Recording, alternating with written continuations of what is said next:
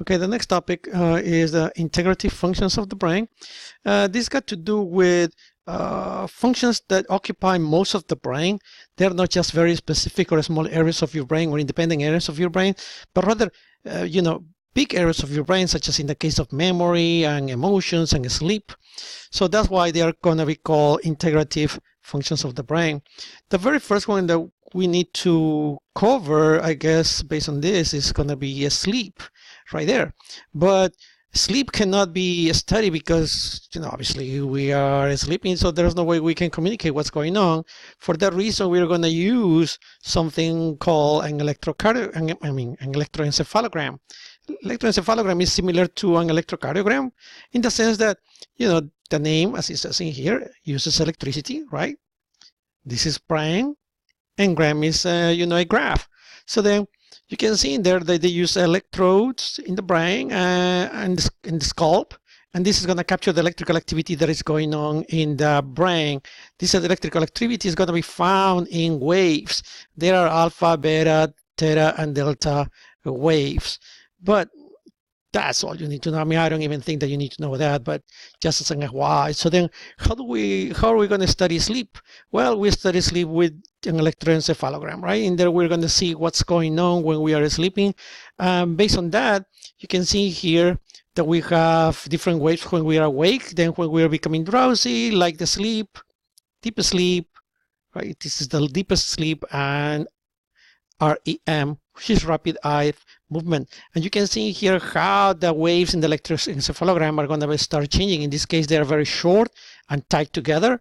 And look, when we are, deep sleep, right? They are kind of like separated, and the waves are actually larger, right? There are 4 stages basically before the REM sleep.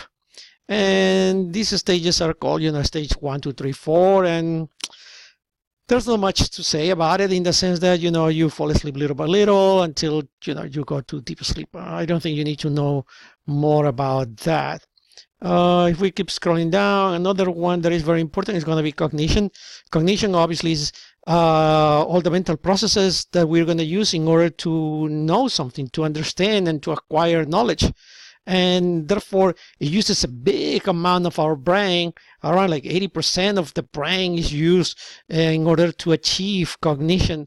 When we have problems in the brain, obviously some areas of this cognition are going to be affected, either the memory, the judgment. That's why in here it shows you, lesions that reveal functions of the association areas, because again, once you have damage of these areas, you're going to see that what parts of cognitions are going to be affected. Memory, same thing, even though we already talked about it before. We said that we have immediate memory, short-term memory, and long-term memory. We said immediate memory is the fact that, for example, when you read right here special attention, you're able to remember a special because it's going to help you understand the meaning of these 2 words. But this is immediate memory because once you read this, you remember what this word means. We said short-term memory is maybe like from seconds to hours, right? So maybe something that you heard today in class, you will still remember it tomorrow. And then the other one is long-term memory, the one that is already in your brain, such as your name, that you will never going to forget about that. And also, we said that there are parts that are from the limbic system that are going to be important in the memory. And one of them is hippocampus, as you can see right here. Okay? So when we were talking about the limbic system, we said the hippocampus is very important in memory, and we said the amygdala is very important in emotions, right? So then again, most of these things are studied by damaging to certain areas of the brain, because that's the only way to understand what parts are going to be missing with respect to learning, for example.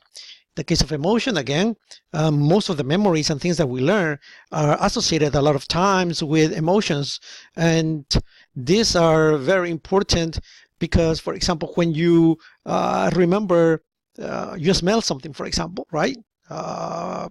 for example, turkey and gravy, right?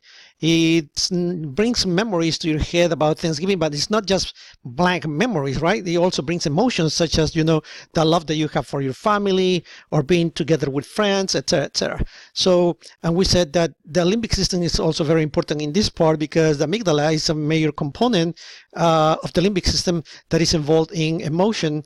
And you can see it right here, the amygdala. You guys see it? Which is part of the limbic system. Okay, so scrolling down, we go to sensation. We already talked about this many times.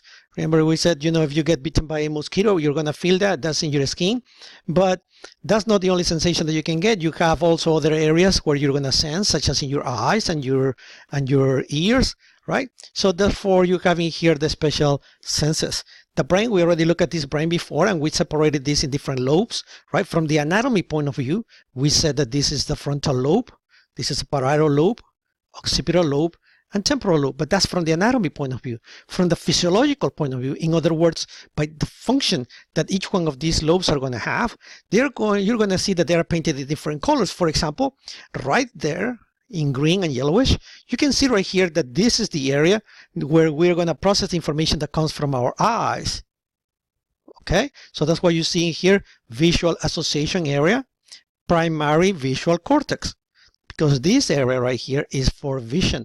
Yes, from the anatomy point of view, what is this? This is the occipital lobe, but from the physiological point of view, from the function, from the special senses, this is the visual area.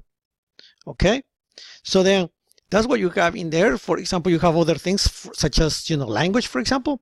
You have this area in green, Wernicke area, as well as Broca area, because one thing is understanding speech, for example, and the other one is the ability to talk. Okay, so that's why you have all these areas painted with different colors. Auditory areas, we have them right here, for example, in the temporal area, you see here, primary auditory cortex.